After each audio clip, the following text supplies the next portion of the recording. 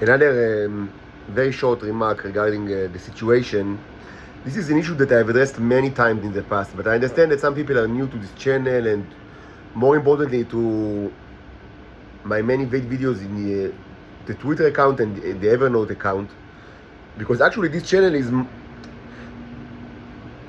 mostly dedicated to science, even though I speak quite a bit about politics and history, and lately I've started to summarize or to rearrange much of the earlier recordings in what I call sagas, like the bicycle saga or the robot saga, that are not scientific, somehow also related to science, but mostly to history. But I mean, there are many things that I've discussed in the past in the Twitter, in the Evernote account, and I understand that many people have access to it. I mean, maybe they don't, or they don't have translations. I don't know, or maybe they just need time to actually review the information. And I admit, not everything is incredibly important, and sometimes it's quite lengthy because I speak, without preparation and unedited and just from my mind, and also this is a discovery journey that lasted 4.5 years, and so I discovered much more and more things along the way. And so I would say that I would dare to say with all my modesty that this kind of like a log could be beneficial for people in the future if they want to understand like how my thought was developed. Yes, I know it sounds presumptuous, but not too presumptuous, because these are important issues. So perhaps people will actually want to, to know, how did they reach from one conclusion to another. And from that perspective, the wealth of information could be of help. But if you just, want to know like specific details, yes, it might be very lengthy. And I repeat myself many times, and I contradict myself many times. But because it's a journey. So I should just, mention one issue.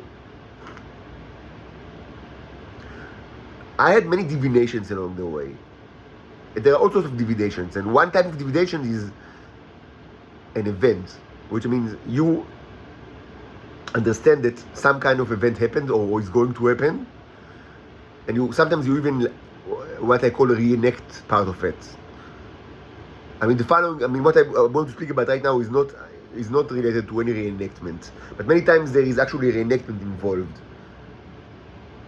But I spoke about reenactments in other videos, so let's not get into it. But just, this relates to the concept of reenactment. So a divination of event is that you learned about some kind of event. And many times it's difficult to locate it in time, because God does not tell you, what time, divination, it's never, like, historically, grounded in any given time. And sometimes, you don't understand, is it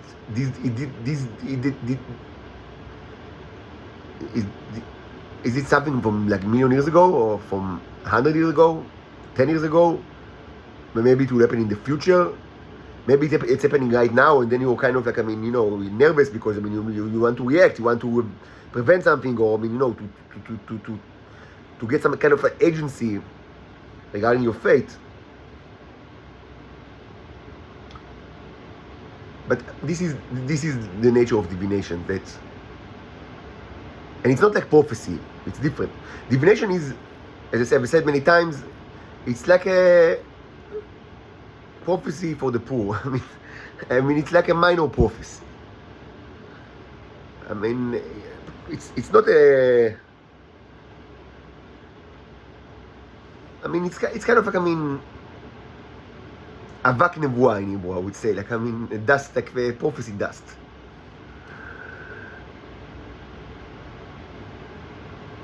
And many times you actually understand that it's not grounded in history, because it happened many times throughout history, and it will probably happen again. So the question, when did it happen? Is that, many times. It's part of life. And one such a thing relates to cannibalism, because you need to understand that cannibalism and Zionism are strongly related. It's not by chance that I always say this is the island of Polyphemus, the island of the Cyclops from the Odyssey, where they eat their people that wash to their show. It's not just a metaphor for evil. It's actually like that. They have eaten the Titans. They have eaten the foreigners. They like to eat them, and they've done so since 100 years ago. And they've done so to adults and to children and to babies, just like that. Literally so. If you don't understand, literally they just eaten these creatures, and they still do it many times. And the divination always surrounds either me or predecessor, or a person like me, could be in the future. And it's always that it relates to the topic of the clones that I mentioned in the previous video, because there was always the issue of the clones. Is this the original or the clone?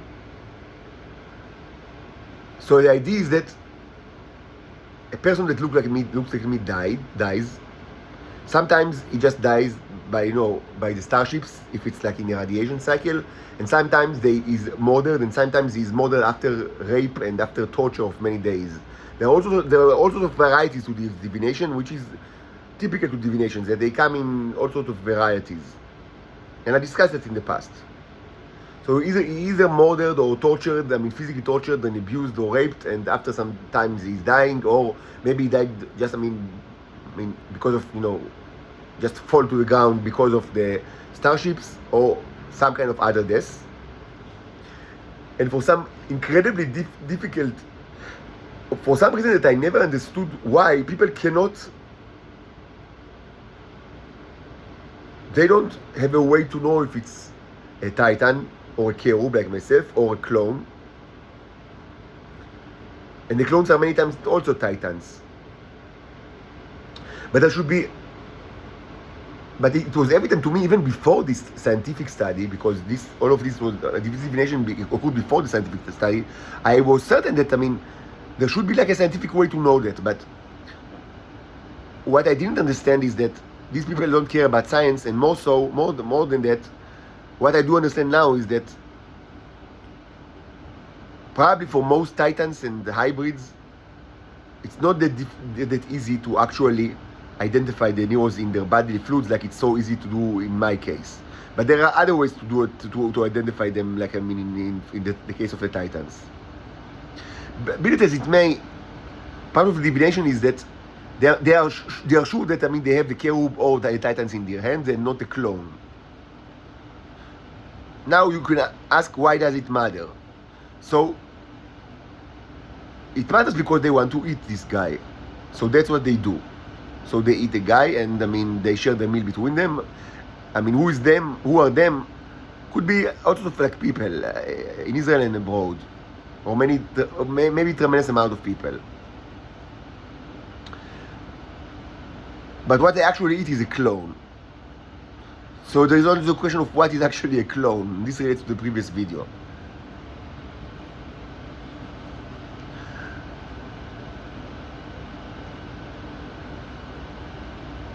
And it doesn't, for the case of the divination is very metaphorical and poetic, so not everything should be well defined. But let's just say that if it's the original, presumably a cherub or a Titan, then they will benefit, the very dubious benefit of the robots in his body. Even though I didn't understand that, I should say that all the divinations occurred before even the scientific journey started. So I have never seen the robots, and the nanobots were not like in my main, or microbots were not my main concern.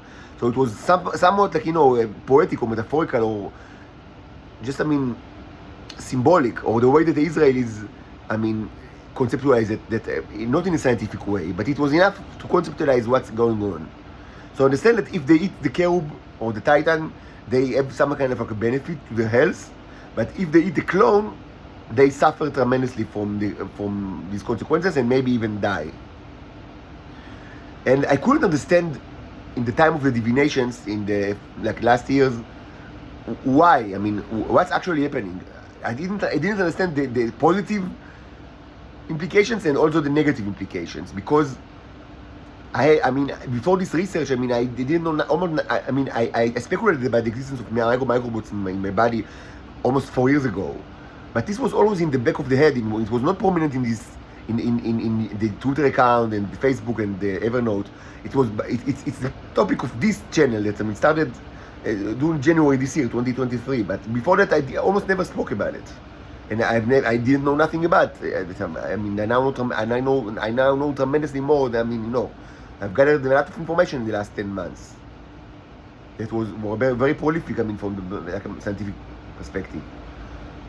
So I don't want to retroactively impose scientific interpretation to this divination, because it wasn't scientific in nature at all, and it doesn't need to be. So the question is what exactly is a clone, and why is a clone so unhealthy, and why the original is healthy? We don't really even need to answer those questions, because there are scientific explanations, but let's leave it for now. The important issue is that I understood that they eat the wrong person from their perspective, and they do so because they are a bunch of filthy cannibals, and they are reckless. And then they suffer from diseases, and many die. And of course, there's a question of how did the clone even reach their plate? So there should have been kind of a switcheroo in the middle. How did they switch, and why did there are many questions. And granted the divination, but at some point I understood that this actually is a real event that happened many times in the history of Israel and Zionism. It's not just that it's true. It's not just that it's not a metaphor, but a true event. It's more than that. It's a true event that repeated several, if not many, at least several times in the history of Israel and Zionism. It's actually not a unique event. They just do it again and again. And as disgusting and you might want to escape to the metaphorical realm in order not to face the reality of what are humans. But these are humans, and it happened throughout the 20th century and also the 21st century. This is just something that, this divination is of event type that actually happened quite a bit of times. So there are all sorts of answers to why you were wrong. What the misidentification and what exactly were the negative health effects. So the different scientific answers can be attributed to the fact that this is not one event. These are several events, but the outline of the event is just like that, what I've just described. So we should know that these things happen in Israel. This is Homo sapiens. This is Homo sapiens.